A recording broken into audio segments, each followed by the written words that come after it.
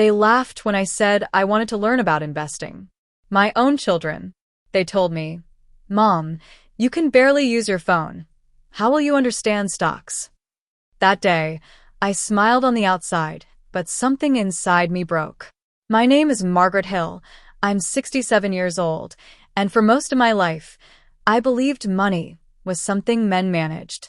My late husband, Richard, handled every bill, every investment, every decision.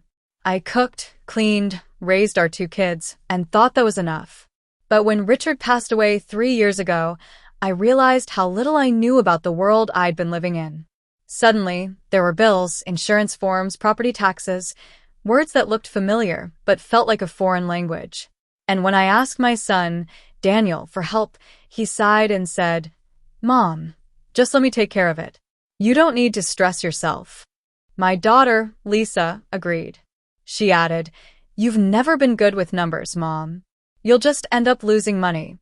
They weren't trying to be cruel, I know that.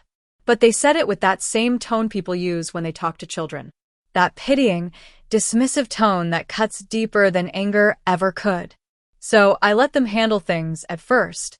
I gave Daniel access to my accounts. I trusted Lisa to manage my bills. And for a while, it seemed easier. But then, the phone calls began. Credit card companies. Overdraft alerts. I found out my account had been used to pay for Daniel's business expenses. When I confronted him, he laughed. "Relax, Mom. It's just temporary. You wouldn't understand anyway." That sentence. "You wouldn't understand." It kept echoing in my mind like an accusation. For the first time in my life, I sat alone at the kitchen table with my checkbook open and tears in my eyes. The woman I saw in the reflection of the window looked tired, but not weak. Somewhere beneath that grief, there was a spark. I decided I would understand, even if it took me the rest of my life. I started small. Every night after dinner, I watched free online classes about saving and investing. I learned about compound interest, mutual funds, and stocks. I made mistakes, plenty of them, but I never told my children. Because, deep down, I wanted to prove them wrong. Not with words, but with results. One day, I withdrew the little savings I had left, $4,000, and opened my own investment account.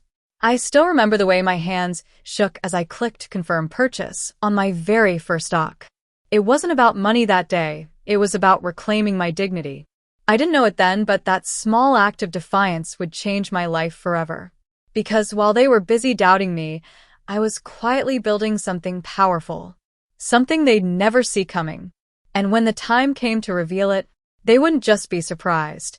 They'd be speechless. I didn't tell anyone what I was doing. Not Daniel. Not Lisa. Not even my closest friend, Ruth. They all still saw me as the fragile widow, someone who needed help crossing the street, someone who couldn't possibly understand the modern world. So I made my own world, quietly. Every morning, after my walk around the neighborhood in Asheville, North Carolina, I'd sit by the big window overlooking the garden Richard planted years ago. That's where I studied. My laptop open, notebook beside me, coffee slowly going cold as I watched tutorial after tutorial on investing for beginners. The language was intimidating: dividends, ETFs, market volatility, words that sounded like they belonged in another universe. But I refused to give up. If I could raise 2 children, hold a family together, and survive losing the love of my life, then surely I could learn this too. I started writing every term I didn't understand in a small blue notebook. Over time, that notebook became my treasure. Page after page filled with scribbles, charts, and tiny victories. The first time I made $12 from a stock I bought, I felt like I'd just climbed a mountain. It wasn't the money, it was the proof that I could do something they said I couldn't. But it wasn't always easy. I lost money too. One company I invested in shut down overnight, taking $600 of my savings with it. I cried that night, sitting alone in the kitchen with the laptop still glowing. It wasn't the loss that hurt, it was the voice in my head that whispered, maybe they were right. I almost gave up. Almost. But then I remembered Richard. He used to tell me, "Maggie, success doesn't belong to the smartest. It belongs to the ones who don't quit." And I didn't. I started reading real news, watching financial channels, and learning from people who had made mistakes and grown stronger. Slowly, I developed my rhythm. I realized investing wasn't about gambling. It was about patience, timing, and trusting yourself. So, I trusted myself.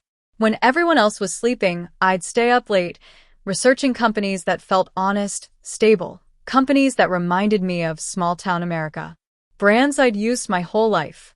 That's how I chose my first serious investment, a retail chain I'd shopped at for decades. Over the next 6 months, that stock doubled. And suddenly, the woman who couldn't handle money had turned her small $4,000 savings into nearly $9,000. It wasn't much compared to what my children had, but it was mine. Still, I said nothing. I didn't want recognition yet, because this wasn't about revenge. It was about rediscovering the woman I used to be before I was someone's wife, someone's mother, someone's burden. One afternoon, Lisa came over with groceries.